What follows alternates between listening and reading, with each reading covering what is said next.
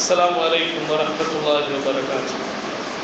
إن الحمد لله نحمده ونستعينه ونستغفره ونؤمن به ونتوكل عليه ونعوذ بالله من شرور أنفسنا ومن سيئات أعمالنا.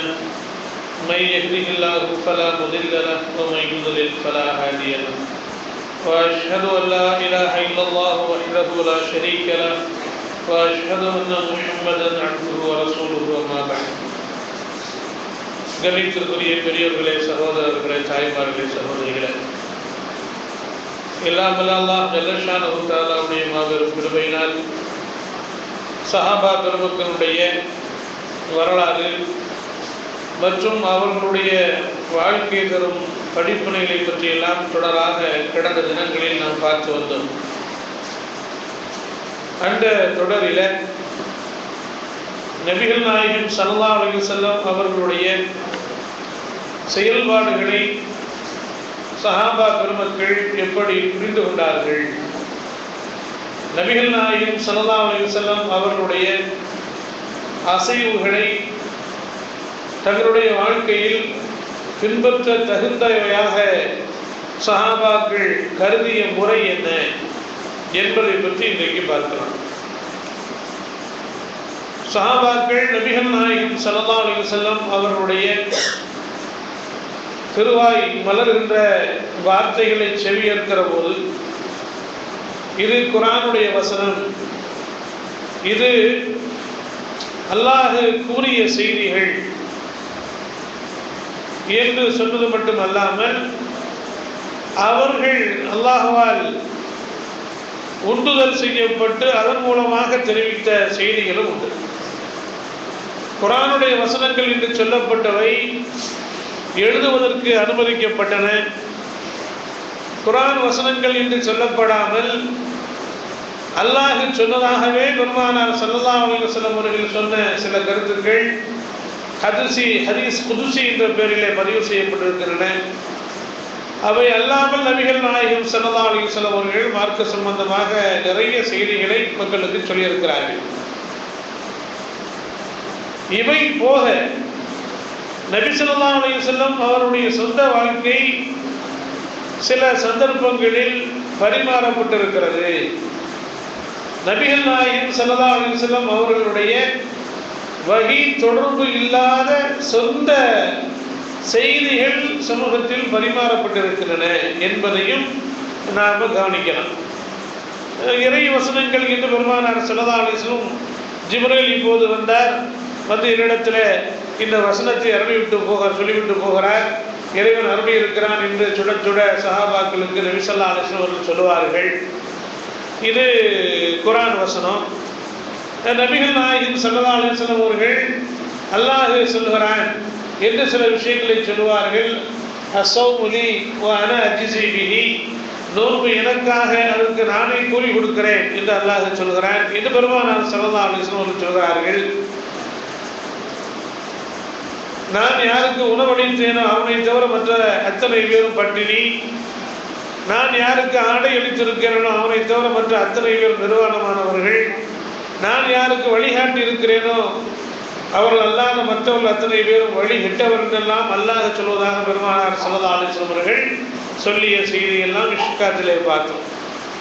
அப்போ இது ஹதீஸ் குதுசி என்று பதிவு செய்யப்பட்டிருக்கிறது. அது அல்லாமல் நபிகள் நாயகம் ஸல்லல்லாஹு அலைஹி வஸல்லம் அவர்கள் நிறைய செய்திகளை மார்க்கத்தின் பேரால் சொல்லியிருக்கிறார்கள். அவை ஹதீஸ்கள் என்று வரையறுக்கப்பட்டிருக்கின்றன. இந்த ஹதீஸ்களை ஆரம்பத்தில் பெருமானார் ஸல்லல்லாஹு அலைஹி வஸல்லம் அவர்கள் எழுதுவதற்கு அனுமதிக்கவில்லை. அடிப்படையான சில செய்திகளை நான் சொல்கிறேன், கவனமாக கேட்டால் தான் இது பிரயோஜனம் அளிக்கும். நபிகள் நாயகம் ஸல்லல்லாஹு அலைஹி வஸல்லம் ஆரம்ப காலத்தில் குர்ஆனை தவிர வேறு எதையும் எழுத அனுமதிக்கவில்லை.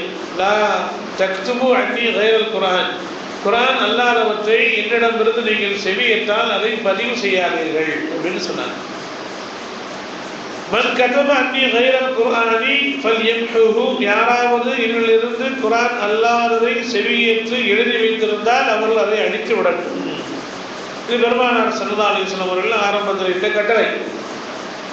கொஞ்ச நாள் போன பிறகு ஓரளவு குர்ஆன் என்றால் என்ன, ஹதீஸ் என்றால் என்ன என்பதை புரிந்து கொள்கிற அளவுக்கு பரிச்சயம் அந்த சஹாபாக்களுக்கு ஏற்பட்டிருக்கிற காலகட்டத்தில் அபூ ஷா என்று சொல்லக்கூடிய ஒருவர் வந்து, அல்லாஹ்வுடைய தூதரே, உங்களிடத்தில் நான் நிறைய விஷயங்களை செவிமடுக்கிறேன், அவற்றையெல்லாம் எனக்கு நினைவில் வைத்துக் கொள்ள முடியவில்லை, எனவே பதிவு செய்வதற்கு அனுமதி தாருங்கள் என்ற ஒரு பெருமானார் ஸல்லல்லாஹு அலைஹி வஸல்லம் அவர்கள் உக்துபூலி அபீஷா, அபூ ஷாவுக்கு எழுதி கொடுங்கள் என்று சொன்னார்கள். அன்றிலிருந்து தான் அந்த சஹாபிக்கு அறிவிக்கப்பட்ட அந்த அனுமதிக்கு பிறகுதான் ஹதீஸ் எழுதப்பட்டுச்சு. அது வரைக்கும் பெருமானார் ஸல்லல்லாஹு அலைஹி வஸல்லம் ஹதீஸை எழுதுவதற்கு அனுமதிக்கவில்லை, எழுதி வைக்கப்பட்டிருக்கிற ஹதீஸை அழிக்கவும் சொன்னார்கள் என்பதை தெளிவாக நாம் நினைவில் இருத்திக் கொள்ள வேண்டும். இப்போது பெருமானார் ஸல்லல்லாஹு அலைஹி வஸல்லம் அவர்களிடமிருந்து வந்த 3 வகையான செய்திகளை நாம் பார்த்துட்டோம். ஒன்று, அல்லாஹ் அறிவித்த குர்ஆன் வசனங்கள். ரெண்டாவது, அல்லாஹ்வை மேற்கோள் காட்டி குர்ஆன் அல்லாம நபிகள் நாயகம் ஸல்லல்லாஹு அலைஹி வஸல்லம் அவர்கள் குறிப்பிட்ட ஹதீஸ் குதுசி. மூன்றாவது, ஹதீஸே நபவி என்று சொல்லப்படுகிற நபிகள் நாயகம் ஸல்லல்லாஹு அலைஹி வஸல்லம் அவர்களுக்கு அல்லாஹ் இட்ட கட்டளையை பிரதிபலித்தது.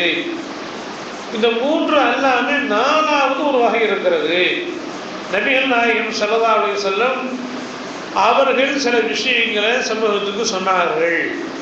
நபி என்ற அடிப்படையில் இல்லை, மாறாக சில விஷயங்களை தங்களுடைய சொந்த அபிப்பிராயமாகவே சொன்னார்கள். அதை இந்த சஹாபாக்கள் புரிந்து கொண்டிருக்கிறார்கள். சில சந்தர்ப்பங்களில் அதையும் போய் வெரிஃபிகேஷன் பண்ணியிருக்கிறாங்க. இந்த மாதிரி நீங்கள் சொன்னீங்களே, இது உங்களுடைய கட்டளையா இல்லை உங்களுடைய பரிந்துரையா என்று நேரடியாகவே பெருமானார் ஸல்லல்லாஹு அலைஹி வஸல்லம் இடத்துல சஹாபாக்கள் அல்லது சஹாபி பெண்மணிகள் கேட்டு தெளிவு பெற்றிருக்கிற செய்திகளையும் நாம் பார்க்க முடியும். அப்போ இதெல்லாம் எதை காட்டுகிறது என்று சொன்னால், பெருமானார் ஸல்லல்லாஹு அலைஹி வஸல்லம் அவர்களுக்கு 4வது ஒரு தொடர்பு இருந்திருக்கிறது. அது உலக ரீதியான தொடர்பு என்பதை நாம் புரிந்து கொள்ளலாம். 5வது ஒன்று இருக்கிறது. அது என்னவென்று சொன்னால், பெருமானார் ஸல்லல்லாஹு அலைஹி வஸல்லம் அவர்களுடைய அங்கு அடையாளம். நபி ஸல்லல்லாஹு அலைஹி வஸல்லம் அவர்களை பற்றிய வர்ணனை. நபி ஸல்லல்லாஹு அலைஹி வஸல்லம் அவருடைய முடி இப்படி இருந்தது, நபி ஸல்லல்லாஹு அலைஹி வஸல்லம் அவருடைய தலையிலும் தாண்டியிலும் மொத்தமாகவே 17 நரைமுடிகள் தான் இருந்தன. இதெல்லாம் நம்ம பின்பற்ற முடியாது இல்லையா? இதை நம்ம பின்பற்ற முடியுமா? 17 நரைமுடி தான் இருக்கணும், அதுக்கு பிறகு நம்ம வாழக்கூடாதுன்னு சூசைட்டா பண்ணிக்கிறது, அது பண்ண முடியாது. இதெல்லாம் நம்ம பின்பற்ற முடியாத விஷயங்கள். மயிர் நீப்பின் உயிர் வாழா கவரிமான் என்று சொல்லுவார்கள் செய்யுள்ள. யாருக்கு தெரியும்? ஒரு கவரிமான் ஜாதின்னு இருக்கிறான். அது முடிய விழுந்துட்டு, ஒரு மேனியில் இருக்கிற முடி விழுந்துருச்சுன்னா செத்து போயிருக்கும். மேனியில் இருக்கிற முடி விழுந்து விட்டால் செத்து போயிடும். யாரும் போய் பார்த்தது அப்படிலாம் யாரும் ஆராய்ச்சி பண்ணலை. ஒரு கவரிமானுக்கு எத்தனை முடி இருக்குன்னு யாரும் எண்ணி பார்க்கவும் இல்லை. அதில் ஒரு சில முடிகள் விழுந்து விட்டதுனால அந்த கவரிமான்கள் செத்து மடிந்தன என்பதற்கு எந்த ப்ரூஃபும் கிடையாது. ஒரு காலத்தில் எழுதி வச்சிருக்கிறான், மயிர் நீப்பின் உயிர் வாழா கவரிமான் அப்படின்னு எழுதி வைத்திருக்கிறான். அப்போ இந்த கருத்துக்கள்லாம் ஊர்ஜிதம் செய்யப்படாத கருத்துக்கள். எனவே அதையெல்லாம் நாம் ஃபாலோ பண்ண முடியாது. நபிகள் நாயகம் ஸல்லல்லாஹு அலைஹி வஸல்லம் தலையிலும் தாடியிலும் 63 வயசு வரைக்கும் வாழ்ந்த அவர்களுடைய தலைமுடியிலும் தாடி முடியிலும் 17 நரைமுடிகள் தான் இருந்தன அப்படின்னு மொத்தமாக கணக்கிட்டு சஹாபாக்கள் அறிவிக்கிறாங்க. அப்போ இதை நாம் பின்பற்ற முடியாது. நபி ஸல்லல்லாஹு அலைஹி வஸல்லம் அவர்கள் அந்த காலத்தில் டிரான்ஸ்போர்ட்டேஷனாக பல வாகனங்களை பயன்படுத்தினார்கள். குதிரையை பயன்படுத்தினாங்க, கழுதையை பயன்படுத்தினாங்க, கோவேறு கழுதையை பயன்படுத்தினாங்க, ஒட்டகத்தை பயன்படுத்தினாங்க இல்லையா? இதெல்லாம் அந்த காலத்தின் கட்டாயம். அவற்றை தான் இன்றைக்கு பயன்படுத்த முடிந்தது. அதை அல்லாஹ் ஜல்லஷானஹு குர்ஆனில் சொல்லும் போது இது அல்லாதவற்றையும் படைப்பேன்னு சொல்றான், இது அல்லாதவற்றையும் படைப்பேன்னு சொல்றான். இன்னைக்கு ஜெட்டு வேகத்தில் நம்ம வேகமாக சேர்ந்துட்டோம். அப்போ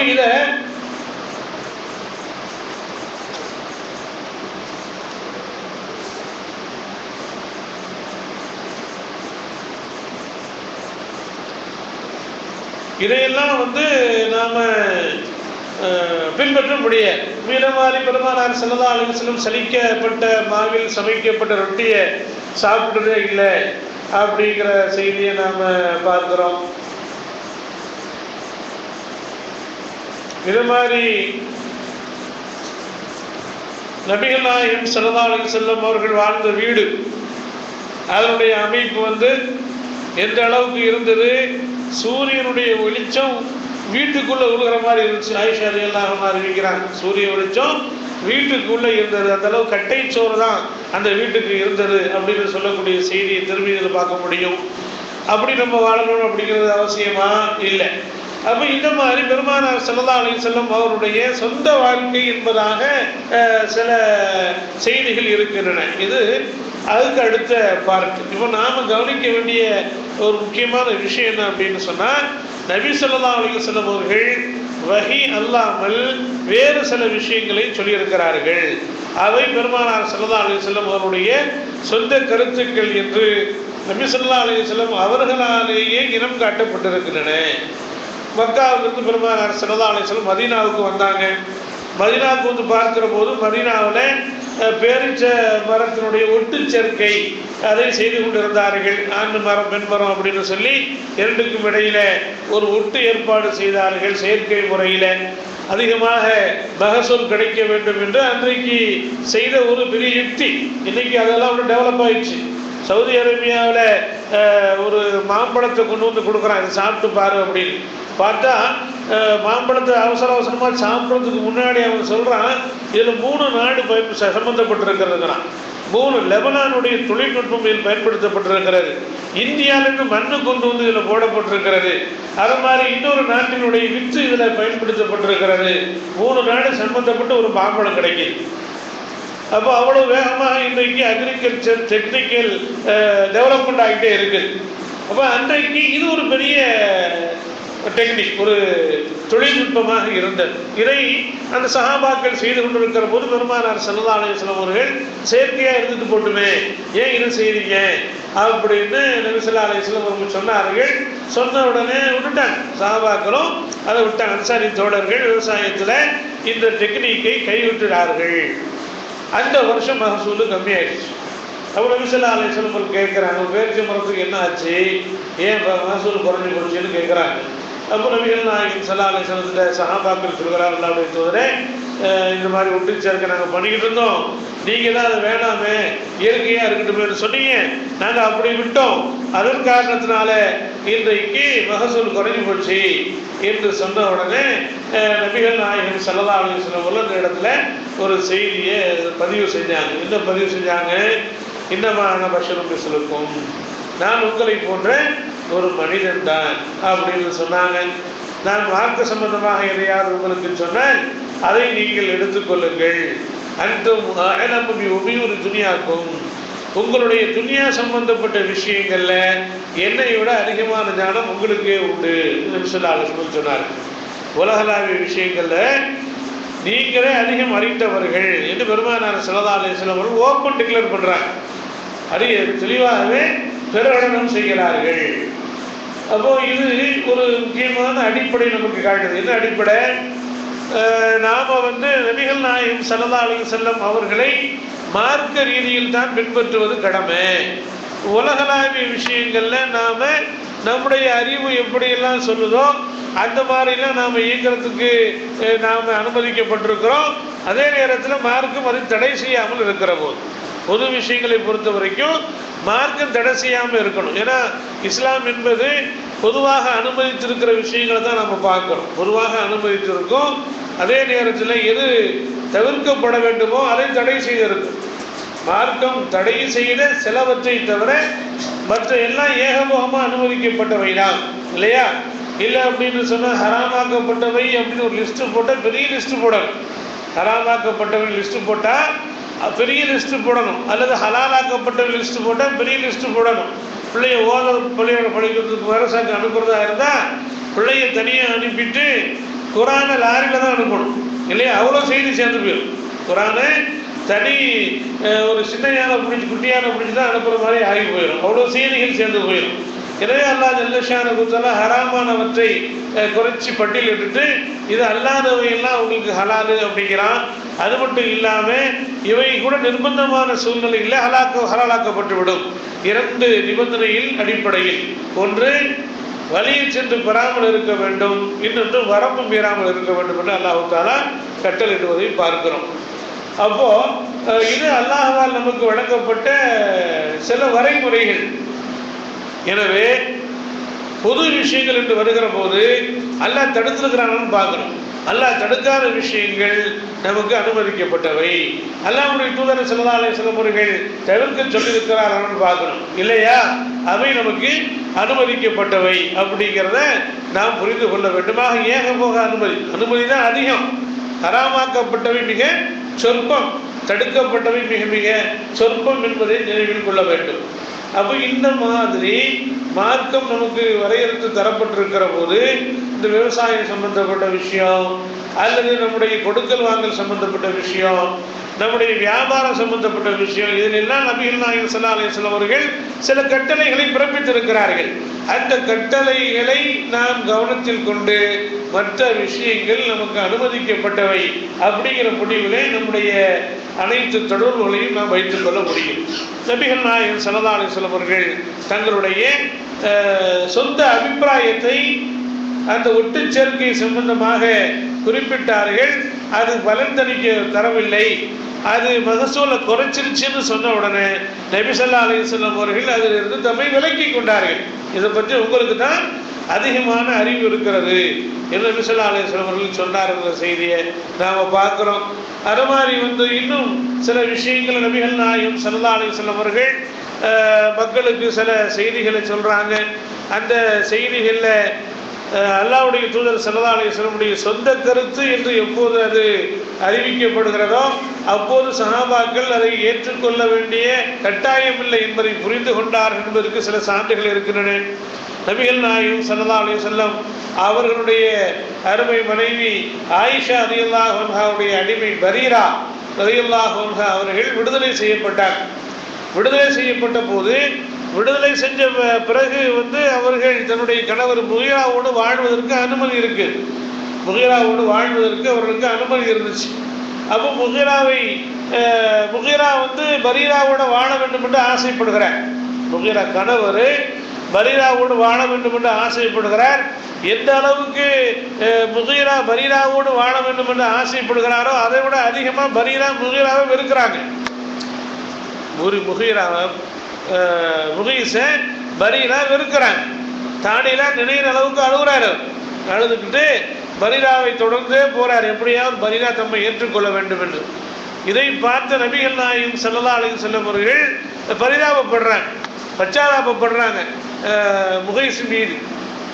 பாவமாக இருக்குதே, இப்படி அழுகுறாரு, இவர் ரொம்ப விரும்புகிறாரு பரீராவை, பரீரா ஏற்றுக்கலாமே, பரீரா ஏற்றுக்கொண்டால் நலமாக இருக்குமே என்று நபிகள் நாயகம் ஸல்லல்லாஹு அலைஹி வஸல்லம் அவர்கள் சொல்லுகிறார்கள். இந்த செய்தியை அப்பாஸ் ரலியல்லாஹு அன்ஹு பெருமானார் ஸல்லல்லாஹு அலைஹி வஸல்லம் குறிப்பிடுகிறார்கள். அப்பாஸ் ரலியல்லாஹு அன்ஹு அவர்கள் பரீராட்ட சொல்றாங்க, நபி ஸல்லல்லாஹு அலைஹி வஸல்லம் அவர்கள் உங்க விஷயத்துல இப்படி சொன்னாங்க, முகீஸ் உங்களை ரொம்ப விரும்புகிறாரு, அவர் தாரதாரையாக கண்ணீர் வடித்து தாடியெல்லாம் நினைஞ்சு வழிகிற அளவுக்கு அவர் ரொம்பவுமே உங்கள் விஷயத்தில் ரொம்ப அஃபெக்ஷனாக இருக்கிறாரு, நீங்கள் அவங்களை ஏற்றுக்கிட்டீங்கன்னா நல்லா இருக்குமே என்று பெருமானார் ஸல்லல்லாஹு அலைஹி வஸல்லம் அவர்கள் சொன்னார்கள். அப்படிங்கிற செய்தியை அப்பாஸ் ரலியல்லாஹு அன்ஹு பரீராவுக்கு சொன்னபோது பரீரா ரலியல்லாஹு அன்ஹு நேரடியாக நபிகள் நாயகம் ஸல்லல்லாஹு அலைஹி வஸல்லம் வர்றாங்க. அல்லாஹ்வுடைய தூதரே நபியே நாயகமே, நீங்கள் முகீஸை ஏற்றுக்கொள்ள வேண்டும் என்று சொன்னதாக நான் கேள்விப்படுகிறேன். அது உங்களுடைய சொந்த அபிப்பிராயமா இல்லை உங்களுடைய நபித்துவ கட்டளையா என்று கேட்கிறார்கள். நீங்கள் நபிங்கிற அடிப்படையில் போடுகிற ஆர்டர்னு சொன்னால் நான் ஏற்றுக்கொள்வதற்கு தயார், இல்லை உங்களுடைய சொந்த பரிந்துரையா என்று கேட்கிற போது பெருமானார் ஸல்லல்லாஹு அலைஹி வஸல்லம் அவர்கள் வலாக்கின் அத்தஷஃபஉ, நான் பரிந்துரை செய்கிறேன், என்னுடைய அபிப்பிராயம் தான். பார்க்கும்போது பாவமாக இருக்குது, நான் கட்டளை பிறப்பிக்கல, ஏன்னா கட்டளை பிறப்பிக்கவும் முடியாது இல்லையா, கட்டளை பிறப்பிக்கவும் முடியாது. ஆனால் கட்டளை பிறப்பிக்கப்பட்டால் அதை ஏற்றுக்கொள்வதற்கும் அந்த மக்கள் தயாராக இருந்தார் என்பது தனி விஷயம் இல்லையா. அந்த மக்கள் தயாராக இருந்தாங்க. அல்லாஹ்வுடைய தூதர் ஸல்லல்லாஹு அலைஹி வஸல்லம் அவர்கள் சொல்லிவிட்டார் என்று சொன்னால் அதுக்கு மாற்று கருத்து சொல்லாமல் தங்களுடைய சுய விருப்பு வெறுப்புகளை எல்லாம் அதில் தொடர்புபடுத்தாமல் இருந்தவர்கள் நிறைய சஹாபாக்கள், நிறைய சஹாபி பெண்மணிகள்.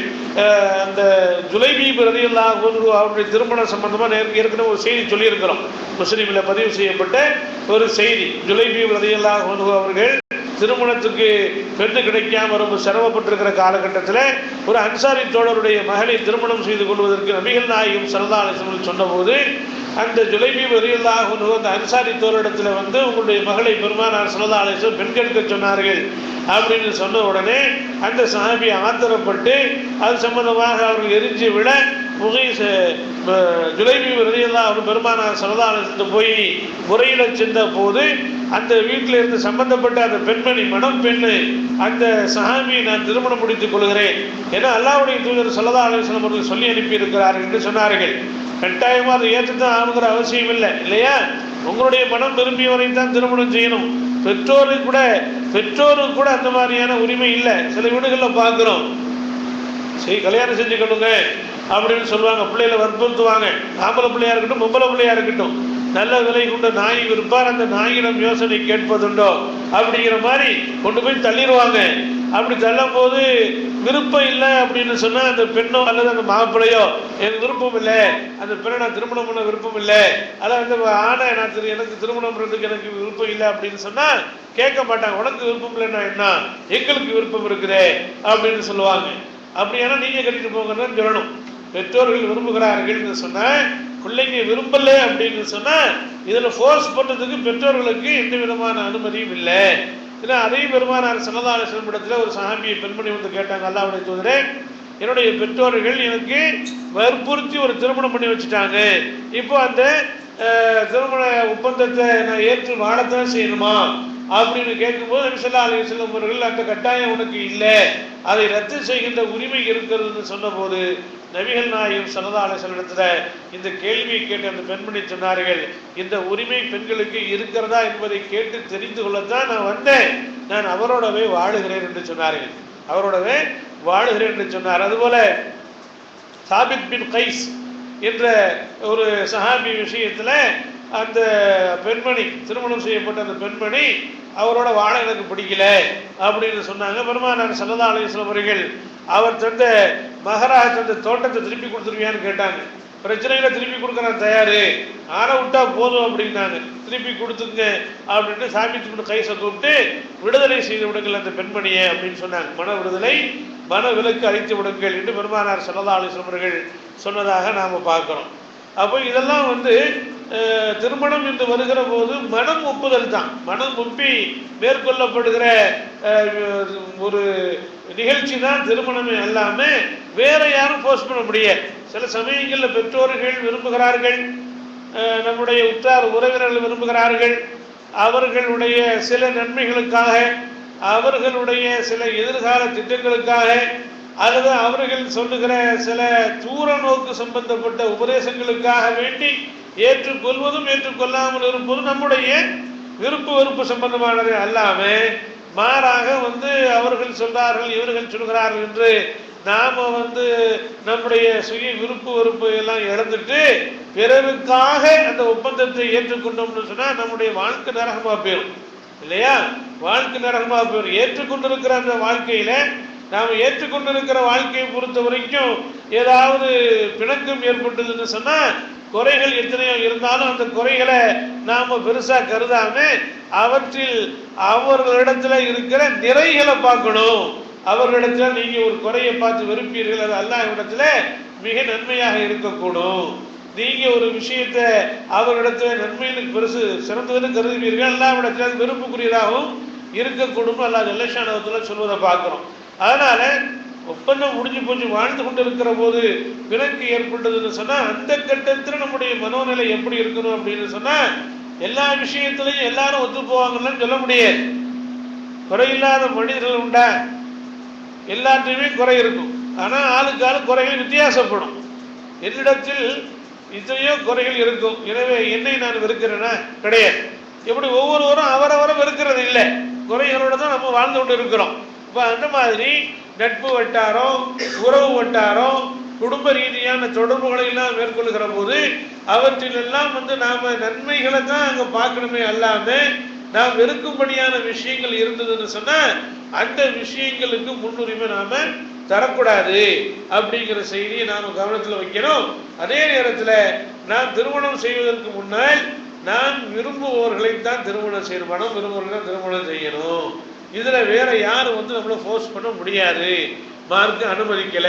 அல்லாஹ்வுடைய தூதர் ஸல்லல்லாஹு அலைஹி வஸல்லம் அவர்களாகவே இருந்தாலும் அப்போ அல்லாஹ்வுடைய தூதர் ஸல்லல்லாஹு அலைஹி வஸல்லம் அவர்களுடைய ஒரு பரிந்துரை, அதை ரிஜெக்ட் பண்றதுக்கு விருப்பம் இல்லாம ஜுலைபீப் எப்படி இருந்தாலும் பரவாயில்லை, அவர்கள் கருநிறமுடையவர்களா, அவர்களுடைய தோற்றம் ஒரு மாதிரியா இருக்குதா, அவருடைய முகத்துல சில தழும்புகள் இருக்கின்றனவா, எனக்கு அதை பத்திலாம் கவலை இல்லை. அல்லாஹ்வுடைய தூதர் ஸல்லல்லாஹு அலைஹி வஸல்லம் அவர்கள் அனுப்பி வைத்த ஒரு மணமகன், எனவே நான் ஏற்றுக்கொள்வதற்கு தயார் என்று அந்த பெண்மணி சொன்னார், அன்சாரி பெண்மணி சொன்னாங்கிறத பார்க்கிறோம். இது அவர்களுடைய தனிப்பட்ட நிலை. அதே நேரத்தில் இது கட்டாயமாக ஏற்றுக்கொள்ளப்பட வேண்டிய நிலையா என்று சொன்னா அதுதான் உடைக்கிறாங்க பரீரா ரலியல்லாஹு அன்ஹா. அல்லாஹ்வுடைய தூதரே, உங்களுடைய சுய விருப்பமா, பரிந்துரையா, இல்லை இறைவனுடைய கட்டளையா அப்படின்னு கேட்கும்போது பெருமானார் ஸல்லல்லாஹு அலைஹி வஸல்லம் நான் பரிந்துரைக்கிறேன் என்று சொன்ன உடனே நபிகள் நாயகம் ஸல்லல்லாஹு அலைஹி வஸல்லம் இடத்துல லா ஹாஜத் லீ ஃபீஹி, எனக்கு அவரிடத்தில் எந்த தேவையும் இல்லை என்று சொல்லிவிட்டு போகிறார். அவரிடத்தில் எனக்கு எந்த தேவையும் இல்லை.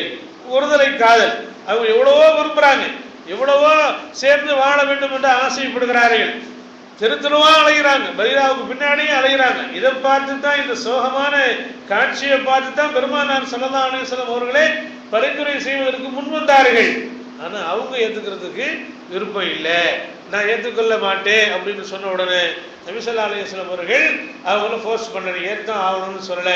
காரணம், இது என்னுடைய சொந்த கருத்து, என்னுடைய பரிந்துரை என்று பெருமானார் ஸல்லல்லாஹு அலைஹி வஸல்லம் சொன்னார்கள் என்பதை பார்க்கிறோம். அப்ப சஹாபாக்கள் பல சந்தர்ப்பங்களிலே நபிகள் நாயகம் ஸல்லல்லாஹு அலைஹி வஸல்லம் அவர்களுடைய வஹி தொடர்பான கட்டளையா, இல்லை அவர்களுடைய சொந்த செய்தியா என்பதை பிரித்தறிய முடியாத கட்டத்தில் கேட்டு தெளிவுபட்டிருக்கிறார். நீங்க இறை கட்டளையாக பிறப்பிக்கிறீர்களா, இல்லை உங்களுடைய கருத்தாக இருக்கிறதா என்றெல்லாம் கேட்டு தெளிவு பெற்று செயல்படுத்தி இருக்கிறார்கள் என்பதை நாம பார்க்கிறோம். அப்ப இது பெருமானார் ஸல்லல்லாஹு அலைஹி வஸல்லம் அவருடைய வாழ்க்கையில ஒரு பார்ட்டு. அப்ப இதுக்கு நாம எந்த அளவுக்கு கவனம் செலுத்தணும் என்பதை சஹாபாக்களுடைய இந்த வாழ்க்கை நமக்கு சொல்லி தருகிறது. இது மாதிரி நபிகள் நாயகம் ஸல்லல்லாஹு அலைஹி வஸல்லம் அவர்கள் ஒரு விருந்துல கலந்துக்கிட்டாங்க, ஒரு விருந்துல கலந்து கொண்டார்கள். அந்த விருந்துல உணவு பரிமாற்றம் நடந்துச்சு. உணவு பரிமாற்றத்தில் உடும்பு கறி பரிமாறப்பட்டது. பெருமானார் ஸல்லல்லாஹு அலைஹி வஸல்லம் அந்த கறியை எடுக்கிறது கையை நீட்டினாங்க. அப்போ இருக்கிற பெண்கள் சொன்னாங்க, இது உடும்பு கறி, பார்த்து சாப்பிடுங்க அப்படின்னு ஒரு தகவல் தெரிவிக்கிறார்கள். ஏன்னா சில பகுதிகளில் ஹலாலான பொருளாகவே இருந்தாலும் சில பேருக்கு பிடிக்காது, சில பேருக்கு அது பிடிக்காது. பசந்த அப்படி எப்படி ஹியால் அப்னா அப்னா அப்படின்னு சொல்லப்படுவது போல ஒருவருக்கு பிடிக்கிறது இன்னொருவருக்கு பிடிக்காது இல்லையா. சில பேர் நல்ல சால்னாவை குழைச்சி சாந்த அப்புறம் மாதிரி அப்புவான், சில பேர் பட்டும் படாமையும் தான் சாப்பிடுவான். இப்படிலாம் கூட இருக்குது இல்லையா. இது ஆளாளுக்கு ரசனை வேறுபடுது. அது மாதிரி ரொம்ப டார்க் கலர்ல ட்ரெஸ் போடுவாங்க சில பேர். சில பேரை பார்த்தீங்கன்னு சொன்னா மெரூன் கலர்ல, சில பேரும் லைட் கலர்ல போடுவாங்க. டார்க் கலர்ல போட்டு போய் மெரூன் கலர்ல பார்த்து போடுன்னு சொன்னா சும்மா தின்னாலும் வேணும்ட்டு போயிடுவாங்க இல்லையா. இதே மாதிரி மாற்றி யார் லைட் கலர்ல ட்ரெஸ் போடுறாங்களோ அவங்கள்ட்ட போய் டார்க் கலரை கொடுத்து பாருங்க, அவனும் அதை தான் சொல்லுவான், ஓசனை கிடைச்சாலும் நான் போட மாட்டேன் அப்படின்னு. இது ஆளுக்கு ஆளு வித்தியாசப்படுகிறது. உணவு விஷயத்துலையும் அப்படித்தான். சில பேர் வெஜிடேரியன் விருப்பமா சாப்பிடுவாங்க, சில பேர் நான்வெஜ் விருப்பமா சாப்பிடுவாங்க. இதான் அவர்களுக்கு இருக்கிற விருப்பு ரசனை ருசியை பொறுத்த சமாச்சாரங்கிறத நாம புரிந்து கொள்ளலாம். வடை போட்டா சில பேருக்கு மூஞ்சி ஒரு மாதிரியா போயிடுது, சமோசா போட்டா ஒரு மாதிரியா போகுது இல்லையா. வாம்பு திறக்கிறதுக்கு வடை போட்டோன்னு வடையா, இதை புடிஞ்சா தலைக்கு என்ன தெரிஞ்சிடலாமே அப்படின்னு சொல்லக்கூடியவர்கள் ஒதுக்கி போயிடுறாங்க. சமோசாவா, சரி அது சமோசா இருந்தால் அது நோம்பு இருந்தாலும் சமோசா ரொம்ப வசதியாக சாப்பிட முடியும் அப்படின்னு சொல்லக்கூடிய இருக்கிறாங்க. கறி கஞ்சினா அதுக்கு ஒரு டேஸ்ட்டு இல்லையா. திடீர்னு வெள்ளை கஞ்சி அதுக்கு ஒரு துவையல் வைக்கக்கூடாதா, சட்னி வைக்கக்கூடாதா அப்படின்னு கேட்கக்கூடிய மக்களை நம்ம பார்க்குறோம். இதெல்லாம் வித்தியாசம் ஏற்படத்தான் செய்யுது. உடும்பு கறி சொல்ல போனால் ஒரு காலத்தில் காயல்பட்டினத்திலே ஒரு காலத்தில் மாட்டுக்கறி சாப்பிட மாட்டாங்க. சில வீடுகளில் மாட்டுக்கறி வேண்டுமான்னு வெளியே கேட்டுட்டாங்கன்னு சொன்னால் ரணகலம் ஆகி போயிடும். வீட்டு வாசலில் பின்னாடி கேட்கலாமா, வீட்டு வாசலில் முன் வாசலில் கேட்கக்கூடாது. மாட்டுக்கறி வேணுமான்னு சொல்லி முன் வாசலில் கேட்கக்கூடாது. என் வீட்டில் அதுவும் மாட்டுக்கறியே வேணுமான்னு கேட்பியா அப்படின்னு சண்டையெல்லாம் போட்டுருவாங்க. அப்படின்னா ஒரு காலம் இருந்துச்சு. அதே மாதிரி கலரி விருந்துகளில் மாட்டுக்கறி போட மாட்டாங்க. ஏன்னா கலோரின்னு சொன்னாவே அது கலோரி, அதிகமான கலோரியில் அந்த உணவு பரிமாறப்படுகிற காரணத்தினால அதுக்கு கலரின்னு அது அப்படியே மருவி போச்சு அந்த வார்த்தை. ஆக இதையெல்லாம் வந்து மாட்டுக்கறியில் போட மாட்டாங்கிற நம்பிக்கை காயில் பண்ணது ஒரு காலத்தில் இருந்துச்சு. இப்போ அதெல்லாம் மாறி போச்சு. மாட்டுக்கறி இப்போ கிடைக்கிறது இல்லை. மாட்டுக்கறி சொல்லி வச்சா கூட இப்போ கிடைக்கிறது இல்லை, அவ்வளோ வேகமாக பட்டுவாடா ஆயிடுது. இதுக்கெல்லாம் என்ன காரணம்? ஒரு ஜெனரேஷன் சேஞ்ச் ஆகி போயிடுது. அப்போ அந்த மாதிரி உடும்பு கறி அது வந்து நபிகள் நாயகம் ஸல்லல்லாஹு அலைஹி வஸல்லம் புதுசாக கொண்டு வைக்கப்படுது. அதனால அது சம்பந்தமாக ஒரு தகவலும் சொல்லப்படுது, பார்த்துக்கு இது உடும்பு கறி அப்படின்னு. பெருமானார் ஸல்லல்லாஹு அலைஹி வஸல்லம் அதை நோக்கி கரம் நீட்டியோட கையை மடக்கிட்டாங்க. மடக்கிட்டு எனக்கு வேணாம் அப்படின்ட்டாங்க, எனக்கு வேணாம் அப்படின்ட்டாங்க. அப்போ ஹாலித் இப்னு வலீத் ரலியல்லாஹு அன்ஹு பக்கத்தில் உட்காந்துட்டு அல்லாஹ்வுடைய தூதரே ஹராமுன்னு ஹாதா, இது ஹராமான்னு கேட்டாங்க, இது தடுக்கப்பட்டதான்னு கேட்டாங்க. அதுக்கு நபிகள் நாயகம் ஸல்லல்லாஹு அலைஹி வஸல்லம் சொன்னார்கள், வலாக்கின் அனா அக்ரஹு, நான் அதை விரும்பவில்லை, நான் அதை விரும்பவில்லை என்று நபிகள் நாயகம் ஸல்லல்லாஹு அலைஹி வஸல்லம் சொன்னாங்க. மக்ரூஹ்னு சொல்லுவாங்களா இல்லையா? மதுஹப்ல மக்ரூஹ்னு சொல்லுவாங்க. மக்ரூஹ்னா என்ன? விரும்பத்தகாதது அப்படின்னு அர்த்தம், வெறுக்கத்தக்கதுன்னு அர்த்தம். 40 மக்ரூஹ் சேர்ந்தா ஒரு ஹராமு அப்படின்னு சொல்லுவாங்க. 40 மக்ரூஹ் சேர்ந்தா ஒரு ஹராமுன்னு அல்லாஹ் தஆலா குர்ஆன்ல மக்ரூஹ்னு சொல்றான். கான இந்தல்லாஹி மக்ரூஹா அப்படின்னு சொன்னா அதுக்கு மேல பாரதூரமான குற்றங்களை எல்லாம் சொல்றான். பாரதூரமான குற்றங்களை எல்லாம் சொல்லிட்டு இதெல்லாம் அல்லாஹ்விடத்துல மக்ரூஹ். அப்ப இவையெல்லாம் 40 சேர்ந்தா ஒரு ஹராமாகுமா? இன்னும் கிடையாது. அப்போ மக்ரூஹ்னா வெறுக்கப்படத்தக்கது, ஹராம் எதுவோ அதான் மக்ரூஹா இருக்கணும். ஆனா மக்ரூஹ்ங்கிறது வந்து பொதுப்படையா சொல்லப்படுகிற ஒன்று அல்ல. மாறாக எனக்கு பிடிக்காதுன்னு சொன்னா நான் அதை வெறுக்கிறேன்னு சொல்ல முடியும். எனக்கு அது பிடிக்கல, அதுதான் எனக்கு அது மக்ரூஹா இருக்கும், அவ்வளவுதான். அவருக்கு அது பிடிக்கலன்னா அவருக்கு அது மக்ரூஹ், அந்த மாதிரி தான் சொல்ல முடியுமே. அல்லாம பொதுப்படையா இது மக்ரூஹ், ஆமை சாப்பிட்றது மக்ரூஹ், இந்த மாதிரி சில பிராணிகளை எல்லாம் சாப்பிடக்கூடாது 4 மதுஹப்னு போட்டு இது காலம் போட்டு வச்சிருக்கான், அட்டவணை போட்டு வச்சிருக்கான். ஷாஃபி, ஹனஃபி, மாலிகி, ஹம்பலின்னு போட்டு ஹலாலு, ஹராமு, மக்ரூஹ், முபாஹு அப்படின்லாம் சொல்லி ஒவ்வொரு பிராணிக்கும் ஒரு கேட்டகரி போட்டு வைக்கிறத பார்க்குறோம். எல்லாம் மறுமையில் அப்படியே கேட்க போகிறாங்க, வா ஷாஃபி என்ன செஞ்ச அப்படின்னு கேட்க போகிறோம். ராவுத்தர் எங்கே வரும், என்ன நீ ஆமை சாப்பிட்டியரா? ஆமாம், ஆமை வந்து உமக்கு மக்ரூஹாச்சே, கடற்கரையில் இருக்கிற மரைக்கலராக இருக்கு, மறைக்கா இருக்கு தானே, இதெல்லாம் அனுமதிக்கப்பட்டிருக்கு. குதிரை ஓட்டுற உனக்கு எதுக்கே அது அப்படிலாம் கேட்க போறானா? ராவுத்தன்னா என்ன அர்த்தம்? குதிரை ஓட்டுறவன். மாவுத்தன்னா யானையை ஓட்டுறவன் இல்லையா? மாவுத்தன்னா யானை பாகன், அது மாதிரி குதிரை பாகனுக்கு ராவுத்தன், அது மாதிரி மரக்கலராயர்கள் அவங்க தான் மரைக்காயர், மரக்கலங்களுக்கு சொந்தக்காரர்கள். மீன் பிடிக்க போற வல்ல இருக்குதே அது. அப்போ இந்த மாதிரி கடல் பிரதேசங்களில கடற்கரையில இருக்கக்கூடியவங்களுக்கெல்லாம் வந்து இந்த கடல்ல உள்ள எல்லாத்தையுமே ஹலாலாக்கி விட்டான். ஏன்னா அதை ஹராம் சொன்னா இவன் ஏத்துக்க மாட்டான். எப்படி ஐடியா பண்ணிட்டாங்க பாருங்க. கடற்கரை ஓரத்தில் இருக்கிற மரைக்காட்ட போய் மக்ரூஹ்னு சொன்னா கேட்பானா? கேட்க மாட்டான். சுறா மீன் மக்ரூஹ், திருக்க மீன் மக்ரூஹ் அப்படின்னு சொன்னா அவன் கிடக்கிறதே அதில் தான் கிடக்கிறான். வாழ்நாள் பூராவுமே கடல் வேட்டை தான் அவனுக்கு. அப்போ அவன்கிட்ட போய் மக்ரூஹ் லிஸ்ட் கொடுத்தா ஏற்றுப்பானா? ஏற்றுக்க மாட்டான்.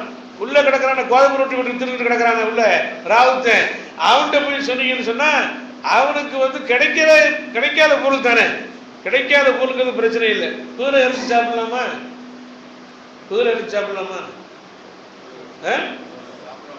சாப்பிடலாமா? சாப்பிடலாமா விட சொல்றாங்களா சொல்லக்கூடாது. சாப்பிடலாம், கிடைக்கிறது இல்லை. குதிரை இறைச்சி ஹலால் தான், கிடைக்கிறது இல்லை இல்லையா? சரி, அப்போ இந்த மாதிரி வந்து சில பிராணிகள் நாம வந்து அதை விரும்புறதில்லை. ஏன்னா அது தனிப்பட்ட முறையில அது மீது நமக்கு இருக்கிற ஒரு அருவருப்பு. விலாங்கு மீன் சில பேர் சாப்பிட மாட்டாங்க. ஏன்னா அது பாம்புக்கு தலையையும் மீனுக்கு வாழையும் காட்டுது. உதாரணத்துக்கு சொல்றாங்க இல்லையா, முனாஃபிக் தனமானது. அவன் சரியான விலாங்கு மீன், மீனுக்கு தலையை காட்டுவான், பாம்புக்கு தலையை காட்டுவான், மீனுக்கு வாழை காட்டுவான் அப்படின்னு சொல்லுவாங்க. அப்போ இந்த உதாரணங்களை பார்க்கும்போது ஆக முனாஃபிக்கு ஆதாரமாக சொல்லப்படுகிற அந்த மீனை நாம சாப்பிடவா வேணாம் அப்படின்னு ஒதுக்கக்கூடிய நிலையை பார்க்குறோம். அப்போ கடலில் வாழக்கூடியவை எல்லாமே ஹலால் தான் நமக்கு. அதே நேரத்தில் எதில் விஷத்தன்மை இருக்கிறதோ அது மட்டும்தான் நமக்கு ஹராம். எது விஷத்தன்மை உள்ளதாக இருக்கிறோ அது ஹராம். தவளையை பெருமானார் ஸல்லல்லாஹு அலைஹி வஸல்லம் அவர்கள் தடை செய்திருக்கிறார்கள். ஒருவரும் தவளையை கொல்லும் போது பெருமானார் ஸல்லல்லாஹு அலைஹி வஸல்லம் வேணான்னு சொன்னாங்க. இல்லை மருத்துவத்துக்கு தான் பயன்படுத்த போறேன் அப்படின்னு சொன்னார். பெருமானார் ஸல்லல்லாஹு அலைஹி வஸல்லம் அவர்கள் லா ததாவு பி ஹராமின்